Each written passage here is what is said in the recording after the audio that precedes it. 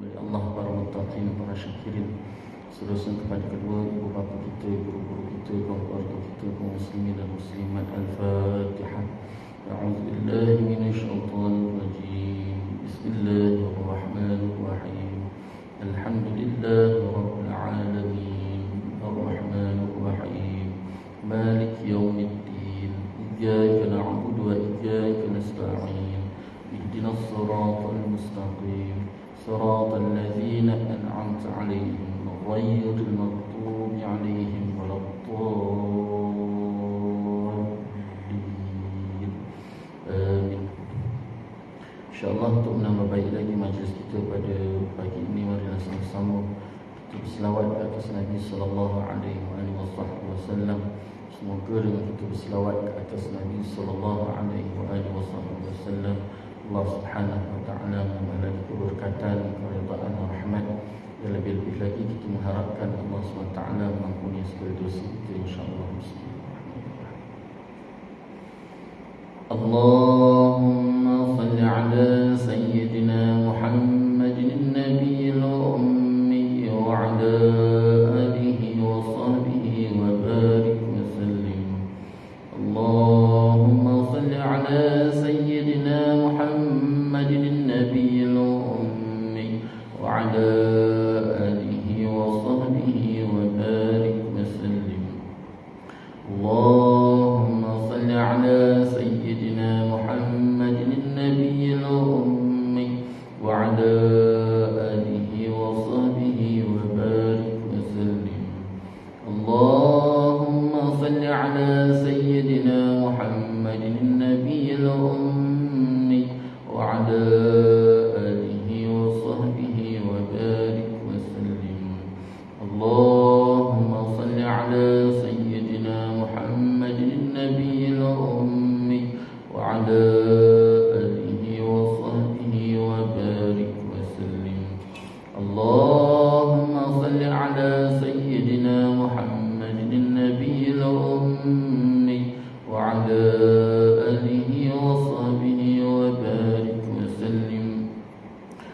اللهم صل على سيدنا محمد النبي الأمي وعلى آله وصحبه وبارك وسلم. اللهم صل على سيدنا محمد النبي الأمي وعلى آله وصحبه وبارك وسلم. اللهم صل على سيدنا محمد النبي الأمي وعلى آله وصحبه وبارك وسلم. اللهم صل على سيدنا محمد النبي الأمي وعلى آله وصحبه وبارك وسلم. بسم الله الرحمن الرحيم. الحمد لله رب العالمين، به نستعين على أمور الدنيا والدين، والصلاة والسلام على سيد المرسلين خاتم النبي محمد صلى الله عليه وآله وصحبه وسلم، وعلى آله وأصحابه وتابع تابعا لهم بإحسان إلى يوم الدين.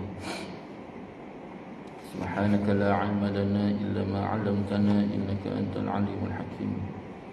رب اشرح لي صدري ويسر لي أمري واحلل عقدة من لساني يفقهوا قولي. رب زدنا علما وارزقنا فهما. اللهم يسر ولا تعسر بتمم الخير يا فتاح يا عليم. افتح لنا فتوح العارفين، ولا حول ولا قوة إلا بالله العلي العظيم. ولا حول ولا قوة إلا بالله العلي العظيم. ولا حول ولا قوة إلا بالله العلي العظيم. أما بعد، قال الله تعالى في القرآن العظيم: أعوذ بالله من الشيطان الرجيم. بسم الله الرحمن الرحيم. ألم نشرح لك صدرك ووضعنا عنك وزرك الذي أنقض ظهرك ورفعنا لك ذكرك فإن مع العسر يسرا إن مع العسر يسرا فإذا فرغت فانصب إلى ربك فارغب. صدق الله العظيم.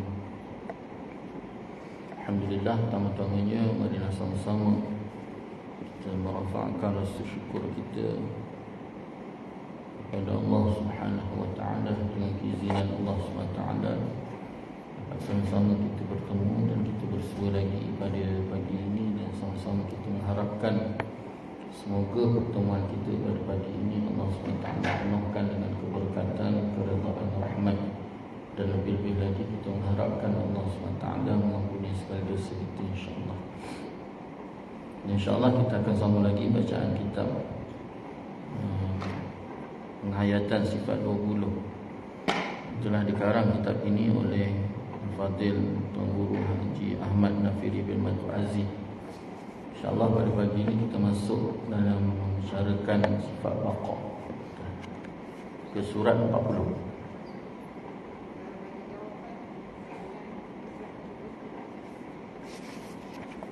Ke surat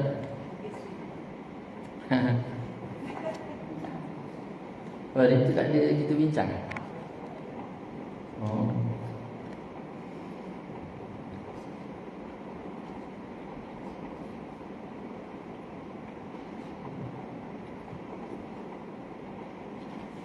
Adakah diri Ahmad pukul 8 dengan diri Ahmad 81 minit ialah diri orang yang sama?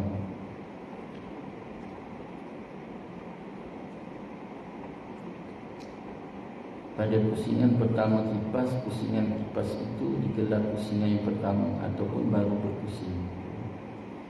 Mencabar soalan dia. Seterusnya, apakah gelaran yang boleh digunakan untuk pusingan kipas yang kedua?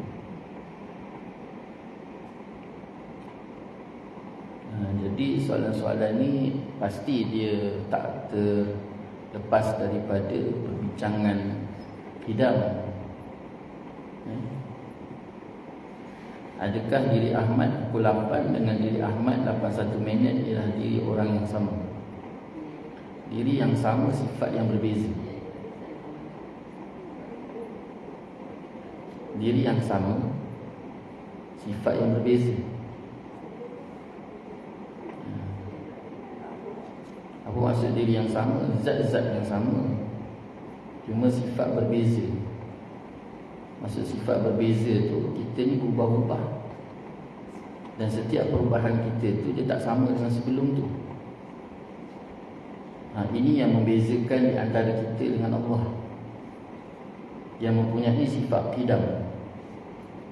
Sifat qidam Allah yang kita bincang pada pertemuan lepas tu, tidak ada permulaan, sifatnya tak berubah-ubah. Dia tetap sifat yang sama. Allah Ta'ala dia tidak terikat dengan masa, dan tidak terikat dengan zaman, dan tidak terikat dengan makan, tempat. Jadi bila Allah SWT tidak terikat dengan masa ataupun tidak terikat dengan tempat, makan ataupun zaman, maka sudah pasti sifat Allah itu pun tetap tak berubah. Kita yang terikat masa dan tempat tadi tu, kita berubah. Contoh gini, sekarang ni pukul 9.58. Duduk tak? Duduk. Tapi duduk 9.57 tadi sama tak? Tak sama. Baik sama ada tak sama dengan keadaan sifat tadi ataupun zat tadi. Dan zat yang kita lalui pada dan sifat yang kita lalui pada 958 dengan sifat kita lalui 957 itu sifat yang sama tak? Yang dikatakan makhluk ini berubah-ubah. Zat yang sama. Zat kita tetap. Ni tubuh kita ni. Tak adalah pukul 8 dengan 81 minit zat yang berbeza. Zat yang sama, sifat yang berbeza.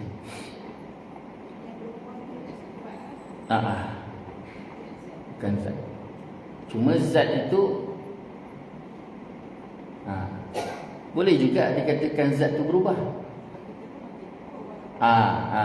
Jadi pendetilan tadilah dekat situ. Zat juga boleh berubah, betul lah. Zat juga berubah. Sebab kita ni makin lama makin, kalau Yang kecil makin besar, yang besar makin dewasa, dewasa makin ni. Jadi setiap minit yang, setiap saat yang kita lalui itu adalah perubahan. Dia berubah.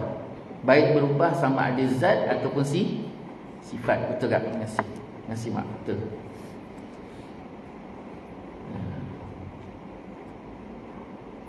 Berubah pada zat dan berubah pada sifat. Kita yang ketara sangat tu bila melihat daripada aspek jangka masa panjang. Tapi jangka masa pendek berubah tak? Pendek juga. Berubah, dia tak sama dengan tadi. Dia akan berubah. Mati, hidup, mati berubah lah tu. Betul lah tu. Terima kasih. Jadi pukul 8 dengan 81 minit jawapannya tak sama. Orang yang sama tetapi zat yang berbeza. Maksud zat berbeza tu bukan zat lain yang gantikan dia, tapi zat dia tu sendiri berubah. Sama ada zat tu makin ketat ataupun zat tu semakin kurang.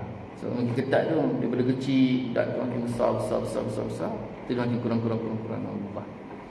Ataupun berubah pada sifat. Sifat tadi, sifat yang duduk, diri, nyingging, sifat marah, sifat benda yang tersangkut paut dengan sifat, semuanya akan berubah. Jadi soalan yang pertama tu tak sama. Soalan yang pertama tu jawapannya tak sama.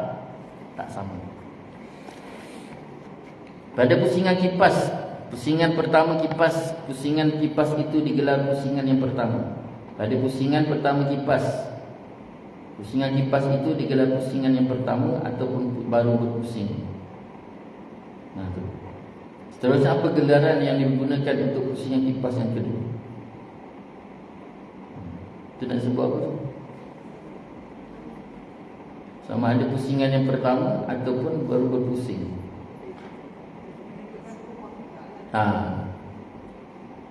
Dia tetap ada huwal awal. Sama ada di pusingan pertama ataupun baru berpusing, sama je. Yang penting itulah kali pertama untuk kali itu. Kali pertama untuk kali itu, untuk masa itu. Seterusnya apakah gelaran yang digunakan untuk pusingan yang kipas yang kedua? Ni dia lebih kurang macam tasalsul dengan dor tasalsul tu lah. Yang kita bincang kan tak, dor tasalsul tu. Jadi perbincangan dor tasalsul tu macam kipas lah. Dok pusing tang tu. Ayam dengan telur. Dok pusing tang tu. Okay, selesai soalan. Alhamdulillah. Baqa. Sifat yang ketiga bagi Allah baqa. Adakah sifat ni sifat yang ketiga? Tak, ini bukan sifat ketiga. Sifat Allah tu tidak berbilang-bilang. Sifat Allah tu tidak berbilang-bilang. Dan sifat Allah ni dia tidak ada yang pertama, tidak ada yang kedua. Dia tidak ada yang dahulu, dia tidak ada yang terkemudian. Jadi diletakkan baqa ni hanya untuk letak baqa pada sifat yang ketiga untuk mudah bilangan bagi kita yang sedang belajar. Tapi adakah dia yang ketiga? Tidak. Kerana sifat Allah ini tidak ada yang terdahulu dan tidak ada yang terkemudian. Makna baqa ni kekal. Ini adalah, kalau bahasa kita tu, pasangan bagi sifat qidam. Kalau qidam Allah SWT tu dia tidak ada permulaan. Baqa dengan makna kekal ni tidak ada akhir. Dia dua sifat yang berpasangan. Sebab ada benda yang tidak ada permulaan, ada akhir. Ada sesuatu yang tidak ada permulaan, ada akhir. Ada sesuatu yang tidak ada yang ada permulaan, tak ada Tak ada akhir. Dan ada sesuatu yang ada permulaan, ada akhir. Yang kita bincang pada pertemuan lepas, hingga 10 perkara yang kita dapatkan tu. Jadi makna baqa ni kekal, senantiasa ada, tiada akhir. Itu makna dia. Itu yang dikatakan pasangan bagi sifat qidam. Qidam ni dengan tidak ada permulaan, baqa tidak ada akhir, dan dia terus kekal. Zat Allah, sifat Allah dan asma Allah ialah baqa hakiki. Kekal yang hakiki ni baik sama ada zat Allah ataupun sifatnya Allah ataupun asma Allah. Asma Allah yang wajib kita imani 99. Tu kalau 99 sifat, 99 asmaul husna tu mak kita nafikan, kafir. Sebab dia berdalil. Bahkan Nabi SAW sebut 99 100 tanpa 1, 99 lah Nabi sebut. Asma' ataupun nama-nama yang baik bagi Allah ada 100 kurang 1, maknanya 99. Dan 99 tu tak boleh nak disangkal. Sama ada dimulai dengan nama Allah ataupun dimulai dengan Ar-Rahman. Yang kita baca Asma' Husna kan, wal nas'aluka ya man huwa Allah. Allah tu nama. Allah tu bukan, Allah itu bukan Tuhan. Allah itu bukan zat. Allah itu bukan sifat. Allah itu nama, asma'. Wallahu allazi la ilaha illa hu Ar-Rahman Ar-Rahim Al-Malik. Jadi sampailah ke 99. Jadi kalau katalah dikira daripada perkataan ataupun nama Allah itu yang pertama, maka Ahad tak ada. Ahad tak ada. Kan ada Ahadu, Ahad tu tak ada. Tapi kalau dia kira daripada Ar-Rahman, maka Ahad tu ada. Itu khilaf di antara ulama'. Tapi khilaf tersebut tidaklah sampai menafikan Ahad itu. Tidak. Bagi ulama' yang tak dikira 99 tadi, mula daripada Allah, maka Ahad itu dikira. Cuma perkiraan sajalah. Tetap benda tu diiktibar. Dia tak menafikan Ahad tadi. Dia lebih kurang macam suratul Fatihah lah. Bagi ulama', bagi mazhab yang menyatakan basmalah itu di antara suratul Fatihah, basmalah tu di antara suratul Fatihah, maka siratal ladzina an'amta 'alaihim ghairil maghdubi 'alaihim waladdallin tu satu ayat. Tapi bagi ulama yang tidak meletakkan basmalah itu di antara surah, di antara ayat Fatihah, maka siratal ladzina an'amta 'alaihim tu satu ayat, ghairil maghdubi 'alaihim waladdallin tu satu ayat. Jadi cuma khilaf kat situ, tak ada masalah. Dua-dua betul. Baik sama ada pada zat Allah ataupun sifat Allah ataupun asma Allah. Jadi ketiga-tiga keadaan itu baqa, kekal. Maksud kekal kat situ tidak ada akhir. Sampai bila? Sampai bila-bila. Sampai bila-bila. Macam mana boleh sampai bila-bila? Tu balik pada teraslah. Yang mana Allah ini ataupun zat Allah, zat wajibal wujud itu, dia tidak terikat dengan zaman dan makan. Apa yang dikatakan zaman? Masa. Makan itu tempat. Yang terikat zaman dan makan ini hanya kita. Kita duduk bawah matahari, bawah bulan. Sesuatu yang duduk bawah matahari, bawah bulan, maka dia terikat dengan masa. Kalau Allah SWT itu duduk bawah matahari, bawah bulan, dia duduk bawah itu saja pun dah terikat dengan makan, dengan tempat. Lepas tu duduk pula bawah matahari, maknanya dia bukan Allah lah. Sebab Tuhan itu bersifat tidak terikat dengan masa dan tak terikat dengan makan. Bila sebut bawah, atas, kiri, kanan, depan, belakang, itu tempat. Jadi di mana Allah? Itu yang dikatakan di mana-mana itu bukan bermakna dekat sana ada, dekat sana ada, dekat sana ada. Bila sebut dekat sana ada, dekat sana ada, dekat sana ada, maknanya dia bertempat lah. Begitu juga dia di atas. Bila sebut dia atas, maka ketika itu dia bertempat. Oh, dia bukan duduk bawah matahari, bukan duduk bawah bulan, dia duduk atas matahari, tinggi daripada matahari. Pun tak boleh juga. Sebab dia bukan malikul. Dia bukan sesuatu malikul. Malikul ni apa mak? Disebut zarah. Dia bukan sesuatu zarah. Dia bukan jisim, suatu jisim itu dia bukan. Dia bukan terbina daripada jisim. Dan dia bukan terbina daripada cahaya. Walaupun Allah Ta'ala sebut Allahu nurus samawati wal ardh, Allah tu cahaya. Tapi yang dimaksudkan cahaya tu bukan cahaya yang kita tengok ni. Cahaya yang disandarkan pada Allah tidak sebagaimana cahaya yang kita dapati. Sebab selagi mana kita mendapati sesuatu itu, maka sesuatu itu bukan Allah, bukan zat wajibal wujud. Cahaya yang kita nampak ni, kita dapati tak? Kita dapat tak? Kita dapat tak? Dapat. Maka dapat tu menunjukkan nur pada Allah itu bukan ini. Kerana manusia dia akan menggapai sesuatu daripada panca inderanya hanya makhluk. Kalau Allah itu nur, maka bersalahan dan bercanggahlah Allah itu mempunyai sifat laisa kamitsli syai'un. Tidak boleh menyerupai sesuatu. Sesuatu tu tak boleh menyamai Allah.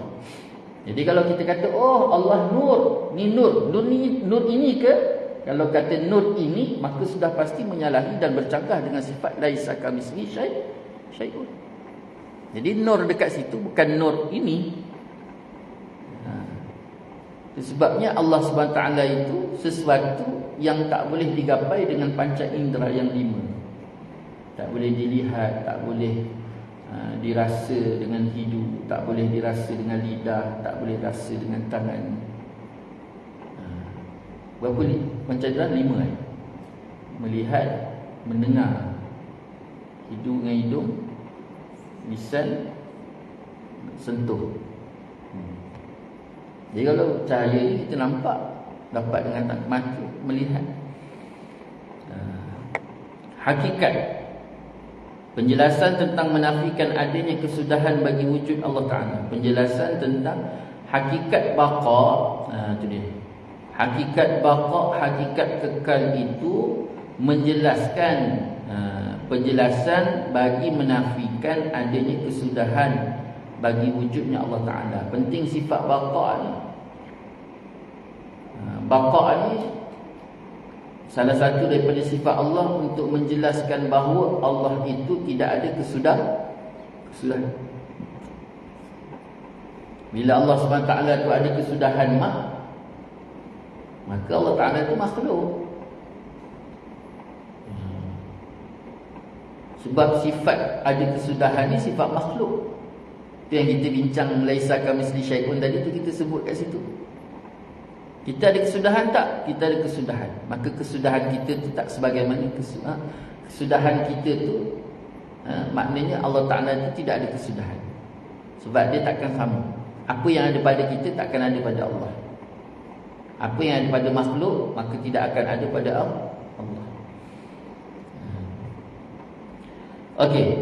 Lawannya baqa. Lawannya baqa turul adam. Turul adam. Turul adam. Turul adam ni su ke tu? Su. Betul lah. Su. Sekejap.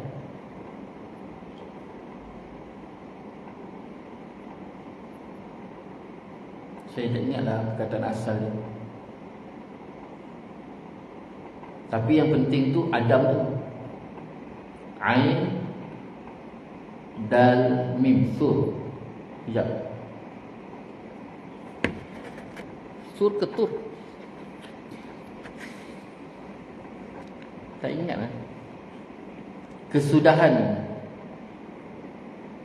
Dengan makna kesudahan ni. Pusing apa tanda kat situ kan? Nanti saya tengok balik. Lupa lah. Tur ke sur? Lawan daripada baqa kekal tadi, iaitu turul adam dia. Tur. Ingat saya tur. Nanti saya tengok balik lah. Itulah. Tapi saya rasa tur. Tur. Nanti saya tengok balik insyaAllah. Tak tertengok pula benda ni. Dengan makna kedatangan tiada, alam ini tidak kekal dan akan binasa. Yang pertamanya dengan ketiadaan, kedatangan tiada. Besok akan satu ketika keadaan tu tak ada. Ingat tak yang Allah Ta'ala jelaskan tentang kita? Kita ni melalui 4 situasi. Tak ada, ada, tak ada, ada. Maknanya daripada tak ada kemudian ada. Ada kita tu pula nanti besok akan datang pula tak ada. Tu maksud dia kata kedatangan tiada tu. Bermula dengan tak ada, kemudian datangnya ada, kemudian datang pula tak ada, kemudian baru datangnya ada. Jadi dengan makna turul adam tadi itu dengan makna kedatangan tiada. Dengan kedatangan tiada itu lawan bagi baqa dengan sifat kekal. Alam ini tidak kekal dan akan binasa. Contohnya seperti alam. Alam ni apa mak? Alami ma siwallah. Ma siwallah. Mim alif ma, siwa sin waw ya. Sin waw ya. Lepas tu Allah lah. Sesuatu ma dengan makna sesuatu, siwa dengan makna selain. Allah lah. Siwa sin waw ya. Ya dekat situ ya yang tidak ada titik bawah. Saya daripada zaman ngaji dulu memang tertukar saja. Sama ada ya tu maksurah ke mangkusah. Ya maksurah ni, ya mangkusah ni dia salah satunya dia tidak ada, dia bukan alif. Dia ya tapi dibaca dengan alif. Ya yang dibaca dengan alif. Sama ada dia maksurah ke mangkusah. Memang tertukar je daripada dulu. Sesuatu selain daripada Allah SWT itu alam. Dipanggil alam. Ini bertepatan dengan Allah Ta'ala sebut Alhamdulillahi Rabbil Alamin. Alam. Al-alamin itu alam. Segala puji-pujian bagi siapa? Hak siapa? Milik siapa? Lillah tu lam milik. Maknanya hanya hak ataupun hanya milik Allah. Segala puji-pujian itu hanya milik Allah. Siapa Allah? Soalan dia. Siapa Allah? Rabb. Allah ini Tuhan. Allah ini pentadbir. Rabb dengan makna pentadbir, Rabb dengan makna Tuhan. Tuhan pentadbir. Pentadbir apa? Yang mentadbir al-alamin. Al-alamin ini dengan makna alam.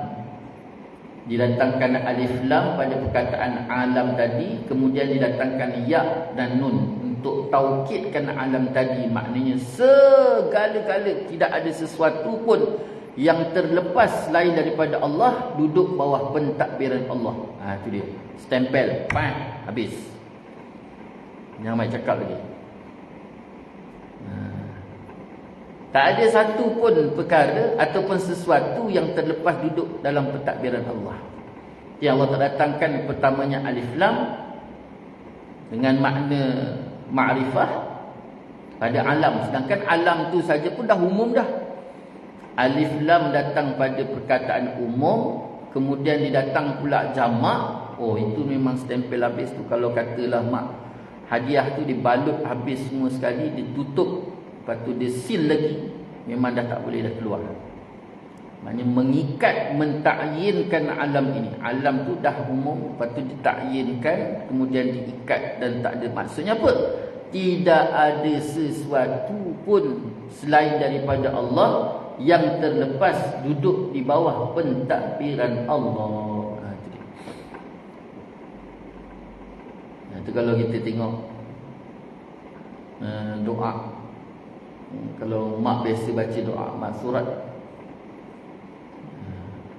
Doa masurat, Allahumma inna nas'aluka lisanan ratiban bi dzikrik wa qalban maf'uman bi syukrik wa badanan hayyinan layyinan bi ta'atik. Allahumma inna nas'aluka imanan kamila wa nas'aluka qalban khashi'a wa nas'aluka yaqinan sadiqa wa nas'aluka dinan qayyima wa nas'aluka al-'afiyata min kulli baliyah wa nas'aluka tamamal ghina 'anil nas wa hablana haqiqatal iman bik hatta la nakhaf wa la narju ghairak wa la na'budu syai'an siwak waj'al yadaka mabsutatan 'alaina wa 'ala ahlina wa auladina wa man ma'ana bi rahmatik wa la takilna ila anfusina tarfatan. Dalam ayat tu mak ada ain, walaupun sekelip mata, walaupun kadar sekelip mata, ya Allah jangan kau lepaskan daripada aku mentadbir diri aku sendiri. Walaupun kadar sekelip mata, jangan kau berlepas tangan daripada aku mentadbir diri aku sendiri. Maknanya biarlah duduk dalam pentadbiran engkau.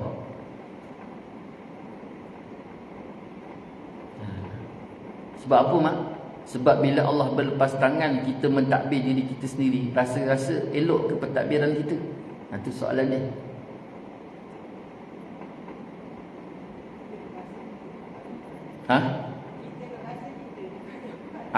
Itu yang jadi Tuhan. Kita ni terlalu banyak berjalan atas sifat Tuhan sebenarnya. Kita ni terlalu banyak sangat dah terlepas pandang, banyak berjalan atas sifat Tuhan. Contoh, pagi tadi mak buat mi goreng mamak. Tiba-tiba dah buat tu mak tak sedap, termasin. Nak tambah air, lunyai mi tu. Jadi angin satu badan lah. Macam mana ni kan? Tak, ish. Satu hari suntuk mak, tak selesai ish dia. Ish. Pada tengah hari tu dah makan nasi ayam dah. Tak puas hati. Padahal hak siapa yang menetapkan sedap ke tak sedap? Hak Allah. Dekat situlah kita belajar sabar dan redha. Yang mengeluh kenapa? Sukati Allah lah. Walaupun nampak kita yang itu bahasa mudah faham lah. Memang kita yang masak. Yang kau nak mengeluh. Itu sebabnya hidup tu mak, jangan letak mengharapkan kesempurnaan. Buat sampai sempurna, tetapi mengharapkan kesempurnaan tidak. Kerana kita makhluk. Buat sehabis daya, sehabis usaha kena buat. Sehabis usaha tu kena buat sampai sehabis usaha. Sesempurna usaha tu kena buat. Tetapi untuk mendapatkan kesempurnaan itu mustahil. Jangan mak. Sebab orang yang paling kecewa adalah orang yang meletakkan dalam kepala dia perfect. Contoh, benda paling mudah aja. Dalam bab rumah tangga, seorang isteri nak jadi baik pada suami dia, sampai dia mengharapkan kesempurnaan, bukan kesempurnaan suami, kesempurnaan diri dia supaya dia boleh. Bagus tak? Memang nampak bagus. Tapi satu bab yang lain mak, dia akan kecewa. Itu sebabnya kalau kita pergi hospital sakit jiwa tu mak, kebanyakan orang sakit jiwa tu semuanya bermain dengan mentality perfect tadi tu. Nakkan kesempurnaan. Dan Allah datangkan kekecewaan kerana apa? Kerana biar kita tahu, dia nak ajar kita supaya kita tahu bahawa manusia, makhluk itu takkan sempurna. Si isteri tadi kena tahu bahawa dia takkan mampu memberikan kesempurnaan kepada suami, dan suami kena tahu bahawa isteri dia tetap takkan sempurna. Macam tu juga sebaliknya. Suami kena yakin bahawa dia tetap tak akan dapat memberikan kesempurnaan pada isteri, dan si isteri pula wajib kena tahu bahawa suami dia tak akan sempurna sampai bila-bila. Kalau nak sempurna, satu je, sama ada kau jadi Tuhan ataupun kau kahwin dengan Tuhan. Itu bahasa kasar dia. Kalau kau nak cari suami yang perfect, cari kahwin dengan Tuhan lah. Kau kahwin dengan Nabi pun Allah tetap datangkan ketidaksempurnaan untuk menyatakan Nabi itu makhluk. Sebab sifat sempurna itu hanya satu, Allah. Itu dia. Jadi kecewa lah. Mana pokok cerita tadi? Jauh jalan. Cakap apa? Memang tak boleh. Cuma ni tengah kelas, biar faham. Kalau balik rumah tiba-tiba suami cakap baik saya kahwin dengan Tuhan, tak boleh. Cuma dalam kelas ni tengah belajar. Tengah belajar boleh, sebab biar kita faham. Tapi ayat yang tengah belajar tadi ada benda yang tak boleh bawa dalam hidup. Seperti contoh kita bercakap tentang tu, ataupun sesuatu benda yang disandarkan kepada Tuhan yang tak baik. Kalau macam tu, kalau awak dah nak sangat dengan kahwin dengan Tuhan, jangan, tak boleh. Saja-saja bercakap. Cuma saya bercakap dalam kelas ni atas dasar pengajian, untuk kita lebih faham bahawa yang sempurna itu hanya Tuhan. Ni dia. Jadi mak? Oh jangan dibawa. Manalah tahu marah-marah kan. Si suami asyik bising aja. Pagi tak ke apa dia?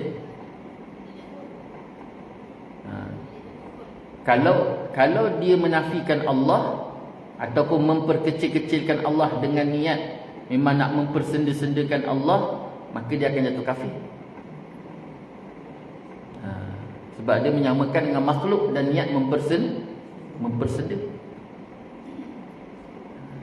Tapi kalau katalah dia tak sengaja, cepat-cepat istighfar, minta ampun dengan Allah.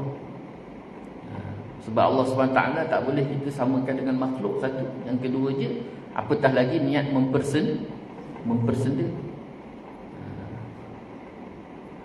Jatuh kafir.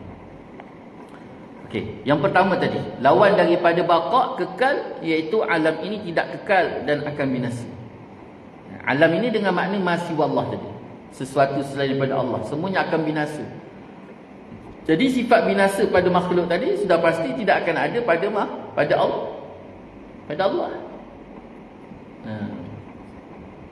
Pasti tidak akan ada sifat binasa itu pada Tuhan. Jadi kalau katalah Tuhan itu mempunyai sifat binasa, maka sudah pasti Tuhan itu bukan Tuhan. Tuhan itu makhluk. Sebab sifat binasa itu ada makhluk. Apa yang ada pada makhluk mustahil ada pada Tuhan. Mustahil ada pada zat wajibal wujud. Yang kedua, lawan daripada baqa lagi, iaitu tiada, fana. Contohnya kekal, ketiadaan Tuhan lain sekutu bagi Allah. Lawan tiada, fana. Fana ni fata morgana, macam ada tapi tak ada. Hakikatnya sebenarnya tak ada. Itu sebabnya kalau kita berjalan atas jalan tasawuf, maka ulama tasawuf sebut kita ni fana. Fana kita ni tak ada, yang ada Allah. Cuma benda ni kena perincikan sangat-sangat mak, sebab sampai satu tahap kalau tak betul-betul kita belajar benda tu, takut kita faham kita ni Allah. Itu sebabnya Imam Ghazali rahimahullah ta'ala ketika dia sampai tahap satu maqam, ni maqam sebenarnya, kedudukan kefahaman seseorang, yang mana kefahaman tu ada satu ketika kita tak boleh bawa fahaman kita tu kepada makhluk awam atau kepada masyarakat awam. Contohnya Imam Ghazali ketika hujung usia dia, pelajar dia semua lari. Bahkan dia dihukumkan kufur. Tapi kufur bagi orang awam. Dan kerajaan ketika itu, pemerintah meletakkan di kufur itu untuk menghalang masyarakat awam mengikuti fahaman dia ketika itu. Sebab waktu tu bagi dia mungkin tak salah, kerana dia duduk pada maqam itu. Tapi bagi orang awam salah kalau ke situ. Dia akan jatuh kepada syirik. Kerana waktu tu pandangan dia dah memfanakkan diri dia. Dan dia yakini bahawa dia bukan dia Tuhan, ya. Zat dia semua sekali ni pun semuanya dah balik pada Allah. Tu bahasa dia lah. Dah tak ada apa-apa lagi dah. Sampai tahap dia berjalan, inilah Allah berjalan. Tapi kita tak boleh nak pegang tu. Dengan ilmu yang ada pada kita ni, kita tetap kata benda tu syirik. Tapi bagi dia tu dah tak salah. Sebab dia tu dah duduk dalam keadaan hubbullah, cinta Allah. Dah duduk maqam yang terlalu tinggi dah. Dia ada satu maqam. Tu sebabnya bila kita berbicara dengan orang, kena tengok orang yang kita bicara tadi, tingkatan dia. Sebabnya Nabi SAW itu 10 sahabat yang datang bertanya tentang iman, jawapan Nabi berbeza-beza melihat pada kriteria orang yang datang tadi, tahap pemahaman dia. Dia tak boleh pukul sama rata. Itu sebabnya kadang-kadang kita lihat wali-wali Allah tu, kenapa dia melampaui Nabi? Betul tak kan? Kenapa wali tu kan macam jauh hebat daripada Nabi? Nabi pun tak hebat macam tu. Tak, jangan kita kata macam tu. Nabi ni bukan tak hebat, tapi Allah bangkitkan dia sebagai contoh kepada masyarakat umum. Jadi orang semua boleh ikut dia. Jadi tak boleh kita hukumkan bila kata Nabi begini, wali begitu, wali menyalahi Nabi. Tak juga. Wali dia adalah individu dia. Nabi adalah contoh untuk masyarakat awam. Jadi karakter Nabi tu dia kena bawa melihat kepada audiens, supaya audiens tadi boleh menerima situasi Nabi dan beramal mengikut cara Nabi untuk masyarakat awam. Tu kita kena faham kriteria kedudukan Nabi tadi. Sebab dia contoh. Qudwatun hasanah.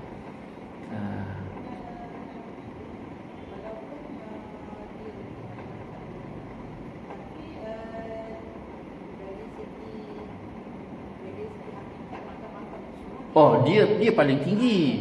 Dia paling tinggi. Cuma contoh dia tu, dia mencontohkan. Macam contoh ginilah.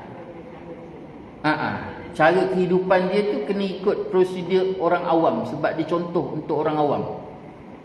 Kalau dia bawa karakter macam wali tadi, bakal lebih hebat daripada wali, siapa boleh ikut dia? Siapa yang nak ikut? Cara dia yang dia bawa contoh hidup orang awam tu pun kita tak terikut. Kita tak mampu ikut. Contoh katalah sugi. Nabi bersugi. Benda simple je, Nabi bersugi. Cuba mak bayangkan, sugi tu adalah salah satu benda yang Nabi tak pernah tinggal dan Nabi sayang. Kan mak kan? Nak sugi tu satu benda yang Nabi paling tak tinggal. Nak menunjukkan benda tu pun penting. Sampai ke Rasulullah naik ke Isra' Mi'raj tu jumpa Allah pun masih lagi ada sugi dalam poket Nabi. Dan kemudian sampai ke Rasulullah nak wafat pun Rasulullah masih lagi minta supaya disugikan.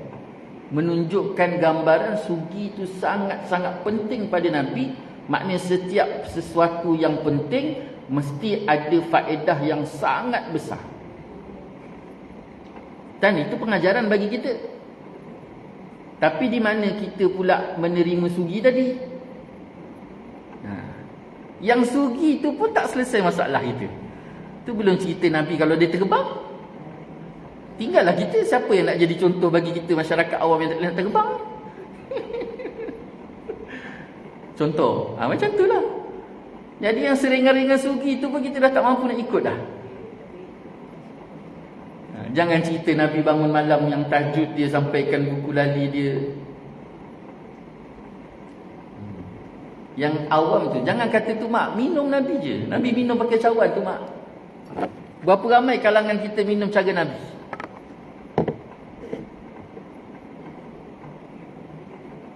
Ni, cara pegang ni. Cara pegang ni je kita dah gagal dah mak. Semua orang minum. Ya, kita tak. Nabi minum. Ni sampai tahap macam ni mak, cara pegang ni pun ada faedah. Nabi pada tubuh dia tu wa ma yantiqu 'anil hawa in huwa illa wahyu yuha. Setiap apa yang Nabi buat tu mak, itu wahyu Allah. Itu sebabnya zaman Nabi tu cawan dia tak ada tangkai. Kita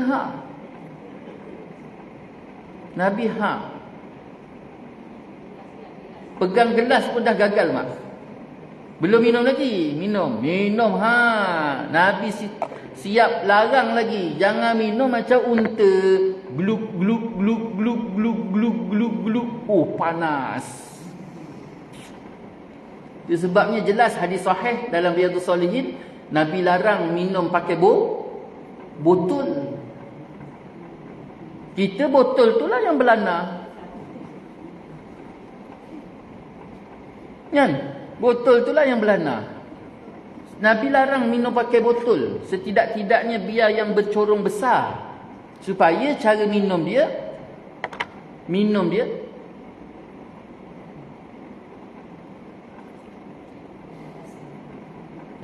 sekali minum, sekali nafas.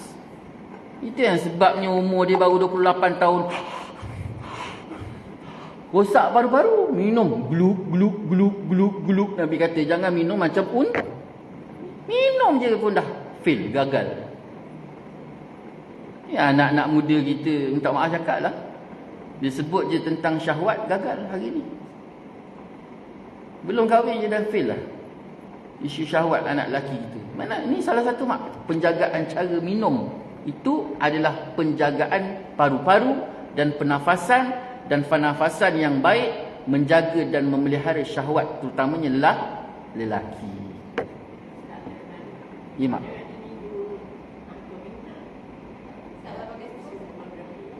Banyak pula kejap.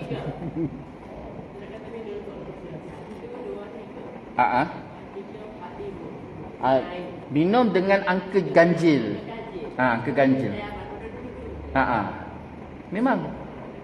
Cara minum tu satu. Lepas tu minum pula dengan angka ganjil. Sama ada 1, 3 ataupun 5 ataupun 7. Jangan main angka genap. Tu cara minum. Betul mak? Terima kasih mak. Perkongsian. Ni kak. Sama lah. Itu sebabnya straw tu tak baik. Boleh tak? Boleh. Tak adalah sampai haram. Cuma apa yang Nabi ajar, dia straw dengan botol corong kecil. Dia gini je. Kalau bahasa kita tu mudah faham, setiap corong kecil, sama ada straw ataupun botol yang menggunakan corong kecil tadi. Botol yang 500 ml kan, corong dia kecil-kecil tu. Semua tu mak. Sebab kita nak dapatkan minum, dia masuk bukan dengan udara. Yang masuk air. Dan dia tak menggunakan penafas. Kalau kita minum cara straw, kan kita guna nafas. Ataupun kita guna botol yang kita togak tadi tu, kan kita guna nafas. Kita menghirup. Sedangkan kalau kita minum dengan cawan, dia tak menyedut, dia masuk air tadi. Itu sebabnya kita sangat dilarang meniup air ataupun menyedut air.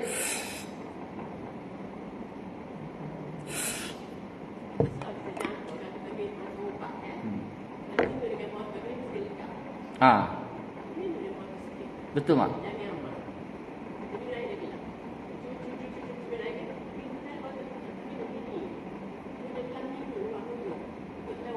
Betul mak? Dia tak lepas.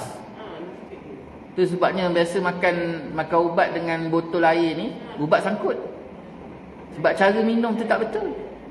Tapi kalau dengan guna cawan, dia cara minum tu, air tu masuk bukan dengan udara, air betul masuk. Kalau minum dengan tu, dengan botol ataupun dengan straw, yang masuknya udah ada, rosak paru-paru. Tu yang Nabi sebut. Nabi sebut jangan bernafas ketika minum. Tu kata-kata Nabi. Jadi jangan bernafas tu dalam keadaan banyak kategori. Ada kategori nafas dengan air tadi, sama ada dia minum dengan apa, dia ketika dia minum tu dia bernafas. Itu satu. Ataupun sama ada dia menggunakan straw tadi, dia tarik. Tu maknanya dia tengah bernafas. Paru-paru tengah berjalan. Nah, tu yang kalau kita minum tadi, air makruh hukumnya minum air dalam keadaan terlalu panas. Kenapa? Kerana nak dapatkan air tadi.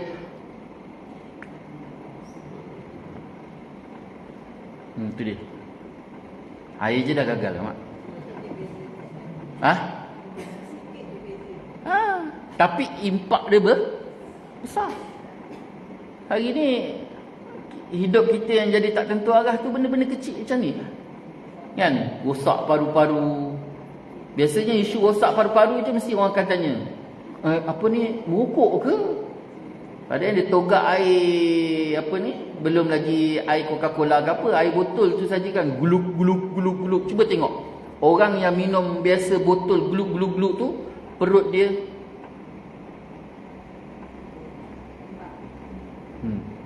sebab banyak angin. Dia jadi abang boy. Minum gluk-gluk jangan. Dia bukan isu faktor usia. Ya mak? Ya kan? Cawan gelas. Tumbler boleh. Tumbler. Yang penting corong dia besar, yang kita boleh. Yang boleh buka tu. Jangan corong kecil tu sama je. Corong kecil yang kita terpaksa sedut dia tu.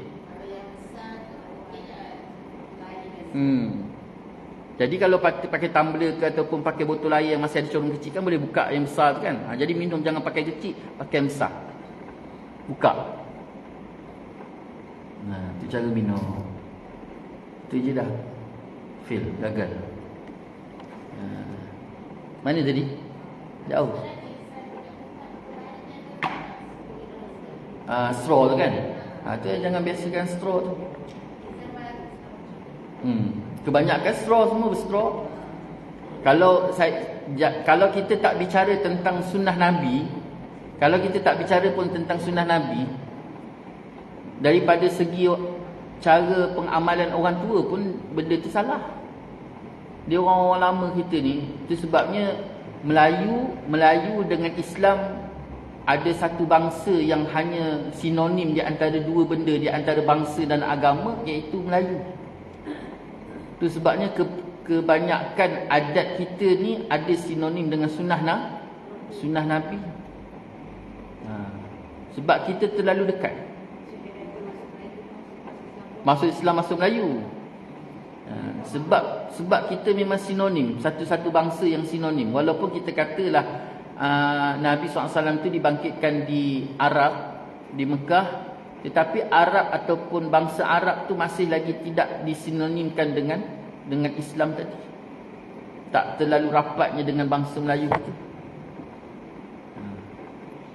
Kita ni memang terlalu rapat. Tapi itulah 50 ataupun 50 tahun akhir ni lah kita rosak sangat-sangat, terlalu memandang remeh, sehingga kan kita mengkritik apa adat-adat kemelayuan tadi. Yang salah tak salah, tapi banyak yang betul. Contoh mak ni masa saya kecil dulu pun saya bising juga. Mak lepas makan durian, dia letak air pada kulit durian. Saya kata apa ni, apa panggil apa kataan, syirik apa, kurafat. Ni apa kurafat? Tapi saya masuk UKM, saya belajar di UKM, kami ada satu slot pengajian tentang adat-adat Melayu. Itu yang saya berani bercakap. Adat-adat maksudnya apa, orang tua-tua Melayu. Apa panggil? Kalau kata orang Melayu, amalan orang tua-tua. Apa mak? Petua-petua. Jadi salah satu pembahasan kami tu yang kami belajar waktu tu ialah minum air di dalam kulit durian ketika selepas makan durian. Jadi saya tersentak masa tu. Kenapa? Jadi memang saya beri fokus betul masa ngaji kulit durian tu sebab saya kata mak saya kurafat. Rupanya mak itu amalan tu bersandarkan kepada ayat Allah SWT yang Allah Ta'ala sebut Allah turunkan penyakit bersama dengan ubat. Dekat mana ada penyakit, dekat mana ada racun, di situlah ubat dia. Itu memang janji Allah. Jadi kalau kita makan durian kan panas. Jadi dia punya tu pada kulit, penyejuknya pada kulit dia. Jadi kalau kena patuk ular, cari ular tu balik. Sebab pada ular tu lah ada penyembuh. Ni orang tua-tua kita dulu. Kejarlah dia. Tak adalah, maksudnya kan orang dulu-dulu kan ada buat minyak ular lah apa benda kan daripada bak ular-ular. Jadi orang yang terkena sengatan patuk ular tadi, ambil minyak ular tu, ular yang patuk dia tu, dia pergi kejar patuk tu, dia pun tak sempat dah. Wallahualam. Janganlah tanya saya. Mungkin ada lah kot.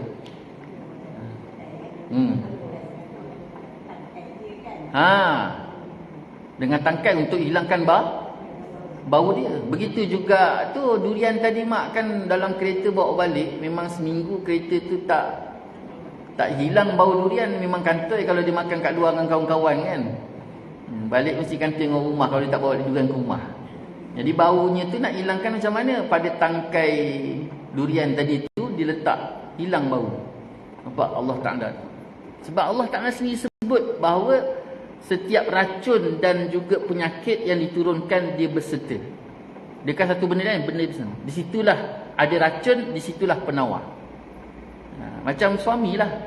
Dialah racun, dia penawar. Macam isteri je, dia racun, tak payah cari lain. Dekat dia jugalah ada penawar. Tak payah nak sibuk-sibuk duk cari-cari lain.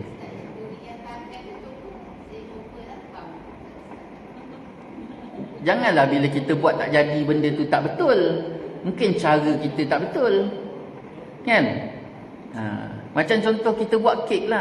Kan ingredient kita buat kek tu kan, kita ikut dah. Satu cawan, satu sudu, satu camca, semua satu ikut je. Tapi kenapa orang tu buat kat TV jadi, kita buat tak jadi? Jadi jangan kata ingredient tu salah. Mungkin cara kita tadi. Sebenarnya benda tu semua bercara juga. Ada cara. Itu sebabnya dia tak boleh pakai. Setakat ni tak ada orang berjaya buat kek berguru dengan YouTube. Dia mesti tok guru kena duduk depan baru jadi kek. Sebab apa? Cara letak, bukan pada ingredient tu saja, tapi cara letak, cara aduk, cara semua tu, aduk tu macam mana sampai jadi apa. Jadi benda tu tak ada pada ingredient tu. Sama macam tadi, kita potong batang durian tu letak, tapi kita tak tahu potong kat mana, bahagian mana, letak dekat mana. Kan? Jadi cara dia tu pun penting. Dua benda. Satu bahan, satu cara. Wallahualam. Kita berhenti kat situ. Hari ni kita belajar bawa kek je banyak. Tak ada nakli. Wallahualam. Saya buka seminit dua untuk sebarang persoalan. Silakan. Dan perkongsian.